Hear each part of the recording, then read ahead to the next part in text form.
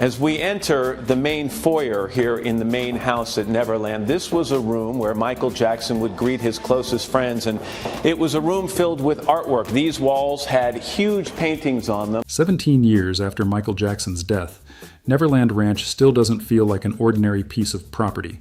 It feels more like a lasting memory that simply won't fade away. And now, in an unexpected turn, it has become part of the conversation once again. Not because it was listed for sale, but because Hollywood returned to film there.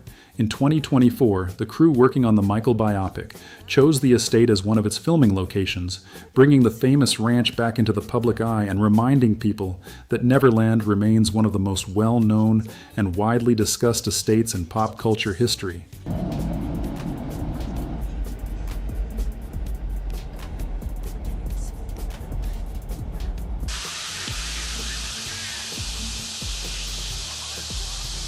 Down the stairs, and here is the master bedroom. You have the kitchen here, which is absolutely huge, just a beautiful kitchen. Dining room, and the other dining table was over here. Check out this. It goes virtually forever.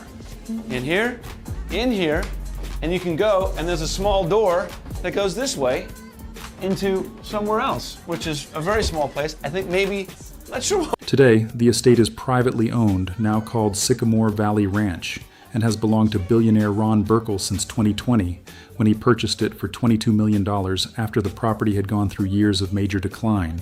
That price alone shows just how much the estate had dropped from its highest point. Michael Jackson first bought the ranch in 1988 for around $17 million, then invested roughly $35 million to transform it into his own dreamlike world, a place designed to capture the feeling of childhood, wonder, and escape all at the same time. The estate later became known for its 13,000 square feet French country home, its lake, its train station, its movie theater, and its amusement park-style grounds. What began as a ranch in Santa Barbara County grew into one of the most recognizable private estates in America, and also one of the most emotionally significant. Off yet another bedroom is this room, which is interesting because look, it's a soundproof door. Listen to the sound. It's fantastic in here. And now we go to Disneyland, or what Michael recreated to look like Disneyland, the famous train station. Now inside the train station, it's quite remarkable. A huge bank of monitors, and also probably pastries and things like that for people waiting to get on the train. A fully functioning. That is because Neverland was never simply a house to Michael Jackson. It was a vision.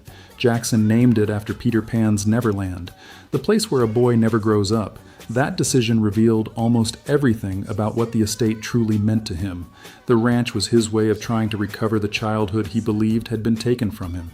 That is why the property came to resemble less of a celebrity mansion and more of a world of its own, complete with a Ferris wheel, petting zoo, rail system, and whimsical gardens that made it feel somewhere between a theme park and a dream. It was never created to impress the neighbors. It was built to offer an experience that felt unlike any other place on Earth. Some depicting Michael Jackson in whimsical or magical situations. He also loved all kinds of art. There were statues everywhere. One of the statues that I was told was located right here was of a butler with a tray with cookies on it, so he would welcome people in that way. At the other end of the foyer down here, there was a huge clock, a two-sided marble clock that was so heavy that workers had to come here to Neverland Ranch and actually reinforce the floor here so that that clock would not fall through to the basement below. Now from the foyer, we can take a couple of steps down into the main living room. This was filled with couches and chairs and rugs, and in this corner here there was a grand piano. On the top of the grand piano there were dozens of photographs, framed photographs of Michael and his family members and his friends, and they would just line the entire top of the piano. And the details were remarkable. The ranch featured a 50-seat movie theater, a 4-acre lake with a waterfall, a basketball court, a tennis court, guest houses, a barn, a firehouse, a carousel, and Disneyland-style landscaping surrounding the train station and gardens. During its peak years, it also included a petting zoo with llamas, chimpanzees, and other animals, along with a life-size train that traveled across the property. If your only knowledge of Neverland comes from the headlines, it is easy to overlook just how extensive the estate really was. This was not a typical vanity project. It was Michael Jackson's attempt to create a world that reflected the life he had always wished he could have lived. Across the room over here, this was interesting, next to the fireplace that he loved to use when he was entertaining guests, there was a pedestal here. On top of the pedestal was an Academy Award statue, an Oscar from 1939's Best Picture for Gone with the Wind. About 10 years ago, Michael paid $1.5 million for that Academy Award, and he put it on a rotating pedestal so his guests could admire it. Again, this was the living room, and it leads us into the kitchen, which is a huge kitchen. This is the size of Meredith's kitchen, but this is an eat-in kitchen. He had a round table over there by the window. He would eat breakfast and lunch over there. And then this is the main preparation kitchen area. Of course, he had a lot of people working for him, people who cooked for him. They all wear uniforms. And if you look at the floors, they're beautiful in here. These were actually taken from an 18th century French chateau. It was dismantled in France, and then the pieces of it were shipped here to the United States, and craftsmen meticulously put it back together. As a matter of fact, some of those craftsmen occupied many of the rooms, the hotel rooms, in this area for a couple. But the fairy tale did not last forever. Michael Jackson left Neverland in 2005 following his misconduct trial, and he never returned to the property. After the 2003 police raid and the intense public attention that came afterward, the ranch became increasingly linked with legal pressure, controversy, and isolation. You guys need a uniform with you? Nice. How you doing? Sheriff's Department, we have a search warrant? We have a manager here? Manager? Okay, I'm gonna get a uniform for you guys. Okay. Who else is here? Just you? Okay, why don't you stay here? Okay.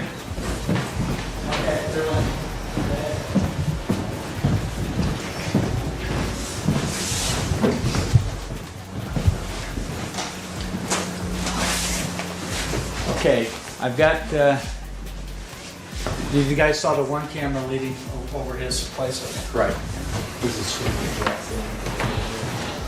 By the time Michael Jackson died in 2009, Neverland had already become less of a home and more of a symbol, a place caught between legend and controversy. Long before his death, the ranch's reputation had been heavily shaped by his personal struggles, which is one of the reasons the story of the estate remains so closely connected to Michael Jackson himself. Okay, we do have some computers. Let's let John get in and disconnect. This is not what you're looking for.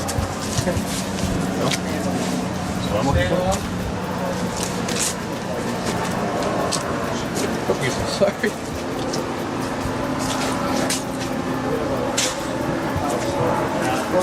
Telephone list, there should be a security house. Okay, let's let Opie and those guys know that we may be looking for that. Security at the Oh, no, house. that's at This at is the house. The security house. At the house. Security office is probably at the main gate. Well, the fireman is saying that they have an office, which is where the security, what's her name? Violet. Violet. Violet and my office, I just put a desk in Her there office, yesterday she's for the head me. of security. Where is Violet? Violet actually was on the phone when I was on the phone with her on the helicopter, so I told her Once I he think left, the something's property going began on, to and fall so I don't know apart. if she was. In 2008, Jackson defaulted on a $24.5 million loan connected to the ranch. After his death, Colony Capital removed many of its most recognizable features, including the petting zoo and rides, and the private amusement park that had once made Neverland so famous gradually disappeared piece by piece. The magic did not disappear overnight. It was carefully taken apart. That is what makes the ranch's later years so unforgettable. The property did not simply grow older. It was stripped back, redesigned, and slowly transformed into ordinary real estate after once being one of the most extravagant private playgrounds in the world. Some of the original rides did not remain on the property either. The latest reports say the amusement rides were sold and later appeared at fairs across California, Oregon, and Washington, with some attractions finding permanent homes at places like Coney Island and Beach Bend Park. That detail almost feels symbolic because it captures the entire Neverland story in a single image. What had once been part of Michael Jackson's private fantasy was eventually scattered across the country, divided up and given new homes piece by piece. Even the magic of the estate ended up traveling from place to place. Go back to the beginning. When you started working at Neverland, what was it like? It was a little bit, it was a very different kind of job. It took me about 1.5 years to even get used to it. It was very different. When you were hired, what was the job description? When I got hired, I was told I would be a maid. And that entailed what? A maid there, you would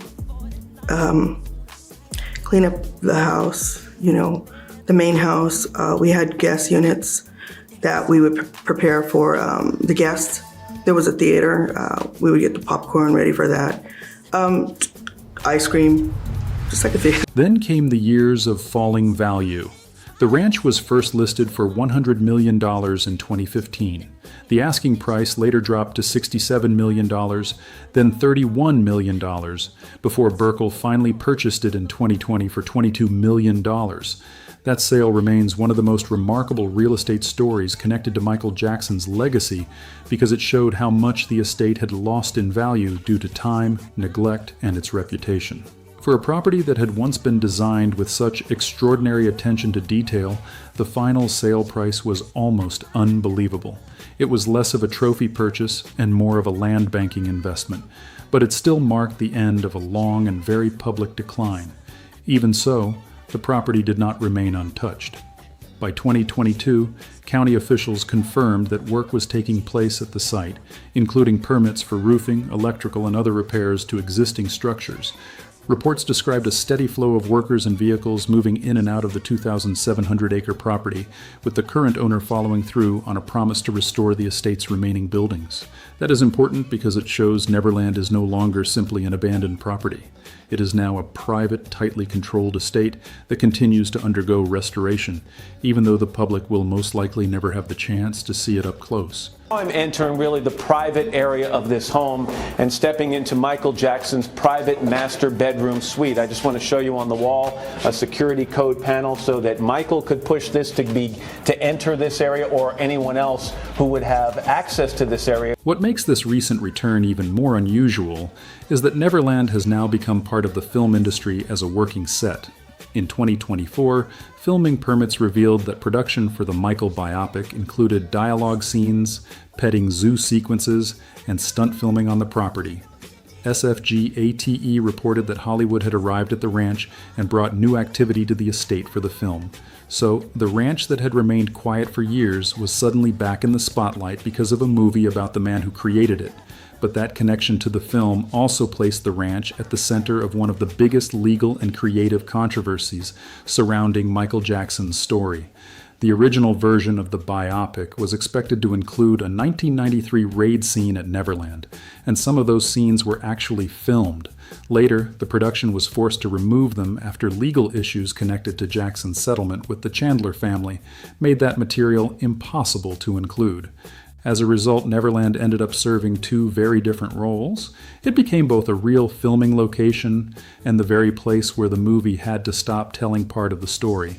That is a remarkable turn for a property that already has one of the most unusual histories in pop culture. That moment is significant because Neverland was never just a backdrop. It represented the part of Jackson's life where fantasy, isolation, and control all came together. He created it as a place to escape the pressures of fame, but it eventually became a symbol of the weight that fame carried. It was meant to protect a sense of innocence, while the world outside continued demanding answers, explanations, and access. That contradiction is one of the main reasons the ranch still holds people's attention years later. It is not simply a real estate story. It is a character study expressed through a property. The estate's enormous size only strengthens that impression. Recent reports describe it as a 2,700-acre estate centered around a large Normandy-style main house and surrounded by land that once contained as many as 22 structures, including a zoo, amusement rides, and landscaping that literally spelled out the word Neverland. That kind of scale makes it difficult to think of the ranch as an ordinary home. Even today, after much of its original charm has been removed or changed, the sheer size of the estate still makes it feel more like a world of its own than a private residence. It's so much stuff that there was no more room, and he kept bringing in more stuff. I didn't know where to put it. What sort of stuff? Stuff like from overseas, just things that he liked to collect for his bedroom. Just How big was this bedroom? his bedroom was very big. It was like the size of a home. It was the 2-story. So when you go into his bedroom, it was very huge. And then on one side there was a walk-in closet and a stairwell that would go up to a loft on the top. So there was another bed up there. On the other side, there was another walk-in closet, a big jacuzzi. So it was big, a lot of wood, the floors. And that world has changed dramatically over the years. Where amusement rides once stood, only a few reminders of the original spectacle remain. The private dream was taken apart and scattered into pieces of public nostalgia. That is what became of Neverland after Michael Jackson's death. It was not simply left behind. It was dismantled, transformed, sold, and gradually given a new purpose. What makes the ranch especially fascinating in 2026 is that it stands at the center of several different stories at the same time. It is a celebrity home, a memorial of sorts, a legal symbol, a former theme park, a filming location, and a property that is still being restored by a private owner who clearly believes in its long-term value. That unique mix explains why it continues to appear in news stories, why fans still discuss it, and why new generations keep discovering it whenever a film or documentary brings Michael Jackson back into the public conversation. It also explains why Neverland remains such a powerful part of Jackson's legacy. The estate was created to be joyful, childlike, and protective, yet it became one of the most closely examined private properties in modern celebrity history. Jackson built it to create a world that reflected his imagination. Over time, that world became the subject of evidence, rumor, legend, and eventually a movie set. That journey, from fantasy to fallout to gradual restoration, is what gives Neverland its lasting impact. Even today, it remains Michael Jackson's clearest attempt to turn an emotion into a real place. Something that is really somewhat special and interesting. If you look at these cabinets up here and then you open this cabinet here, you see another security panel, code panel here. If you push the right code on that panel, it unlocks. Now keep in mind, there would be clothing hanging here, so this would be covered.